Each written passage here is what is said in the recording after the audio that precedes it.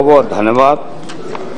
आपने एक महत्वपूर्ण मुद्दे पर मुझे बोलने का मौका दिया। आज हिंदुस्तान को बहुत खतरा है और चीन से।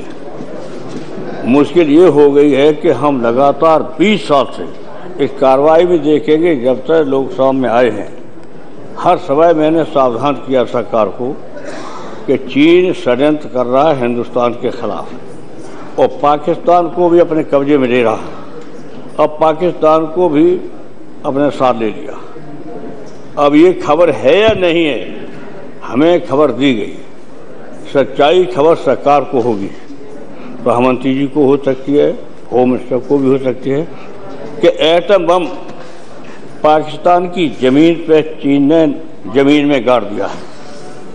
ये तैयारी चीन की है और हमने कई बार सावधान किया है। याद कीजिए, कहीं भी कार्रवाई देख लीजिए। और आपका अध्यक्ष महोदय, आप हमेशा समय दिया है इस मामले में। चीन के मामले में हम हमेशा बोले हैं, कोई साल नहीं गया, कोई ऐसा सत्र नहीं गया, लेकिन चीन पूरी तैयारी कर चुका है हिंदुस्तान पर हमला की। और उधर आप देखेंगे जो निकट के और छोटे छोटे सूबे हैं, नेपाल में भी उसकी दृष्टि लगी हुई है, नेपाल में भी। और जो उधर आपका जो है आगे बता देंगे। तो अध्यक्ष महोदय, अब शुरू हो गया है खतरा। सबसे पहले भूल ये हुई कि हमारे विरोध के बावजूद भी माननीय प्रधानमंत्री समय, अब लेना नाम उच्च नहीं समझता हूँ, उनसे मिला जा करके मैं कि तिब्बत को मत दीजिए और तिब्बत हमारा पहरेदार है।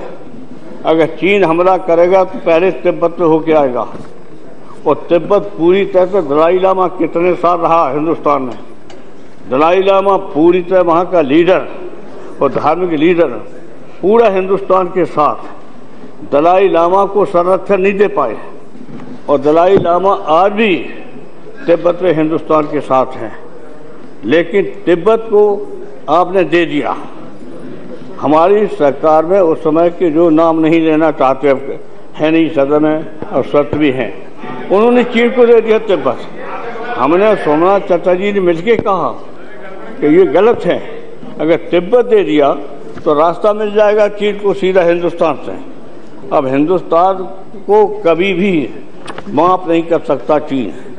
सबसे बड़ा दुश्मन कोई है, मैंने कई कहा है कि सबसे बड़ा हिंदुस्तान का विरोधी और दुश्मन कोई है तो चीन, और वो आपके सामने आ गया है। अब इस संबंध में सरकार ने क्या किया, इस पर बहस होनी चाहिए, अन्य नेताओं के भी विचार आ जाना चाहिए। इसे हम कह रहा हूँ, पहली भूल तो करिए दी, तिब्बत दे दिया। दूसरी बात है, तिब्बत चीन को देने थे कि ऐसी भूल की गई है जो आज भारत को चीन की हरकतों को देखते हुए फिर से तिब्बत की आज़ादी का खुलकर समर्थन करना चाहिए। अभी समर्थन नहीं करे, समर्थन करना चाहिए हमको। तिब्बत में कब्जा कर लिया यहाँ और कर रहा है। दलाई लामा परेशान यहाँ रहा और कितना। दूसरी बात, चीन और पाकिस्तान को कश्मीर में दोनों मिलकर षड्यंत्र कर रहे हैं और आज कह रहे हैं कि साफ हो गया है कि कश्मीर में पाकिस्तान के साथ चीनी सेना और चीनी हथियार भी लड़ाई में उतर गए हैं। और कल के चीन के अखबार और चीनी चैनल ने यह दावा किया है कि तिब्बत की सीमा पर उसका घोषित युद्ध अभ्यास चल रहा है, कश्मीर की और उसके वहाँ सीमा पर। और स्वीकार किया चीन ने, कहा हम कर रहे अभ्यास, और इसका कड़ा विरोध होना चाहिए। क्योंकि भूटान और सिक्किम की रक्षा करना भारत की जिम्मेदारी है। सुन लीजिए, आपसे कहना चाहते हैं, आप सुनिए, आपके हिंदुस्तान की जिम्मेदारी है कि आज जो हो रहा सिक्किम को और भूटान की रक्षा करना आपकी जिम्मेदारी है। आपकी सरकार भूटान पर, सिक्किम पर कब्जा कर रहा है चीन। इधर आकर के कश्मीर अपने हाथ में ले लिया पाकिस्तान को, और पाकिस्तान को लेके कश्मीर में कर रहा है। पूरी तैयारी हो चुकी है इस संबंध में अभी तक क्या हुआ हमें जवाब मिला नहीं। पहले अटल जी ने बुला जरूर दिया था, लंच के तौर पर उन्होंने सुना था कंप्लीट और उन्होंने स्वीकार किया था जी। लेकिन ये सरकार सुनी नहीं रही। आप कार्रवाई देखिए अध्यक्ष महोदय, आपके सामने कितने बार हम बोल चुके हैं कि चीन हमारा दुश्मन है, पाकिस्तान नहीं है। पाकिस्तान मेरा नहीं कुछ बिगाड़ सकता है। अगर वो हमारा एक शहर गिरा देगा, पाकिस्तान कुछ नहीं कर सकता हमारे हिंदुस्तान का।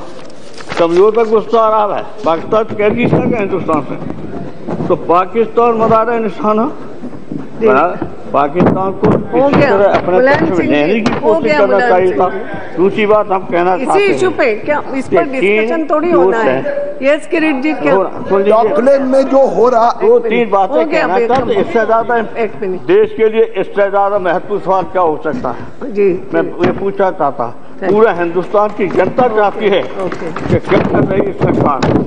बात दलाई लामा को तिब्बत की सरकार को मुखिया माना है और उन्हें राष्ट्र प्रमुख का दर्जा दिया है जी। यह बात चीन को बहुत नागवार गुजरती है, लेकिन भारत को जितनी अधिक मदद दलाई लामा की करना चाहिए जी। आपको ये आपके हित में है। रास्ता वही है चीन का। दूसरी चीन और भारत के बीच अब कंप्लीट करें मुलायम सिंह जी, एक व्यापारिक संबंध है।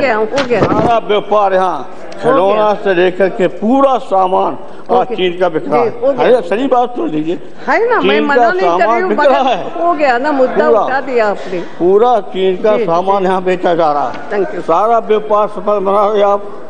खिलौना से लेकर के कौन सी चीज है कारपेट सस्ती बढ़िया देखने में है, सस्ती बेच रहा है, वो घटिया है, हो गया वो बहुत जल्दी खराब हो जाती है। सारा सामान किरीट जी, इसमें क्या ये चर्चा नहीं करना है।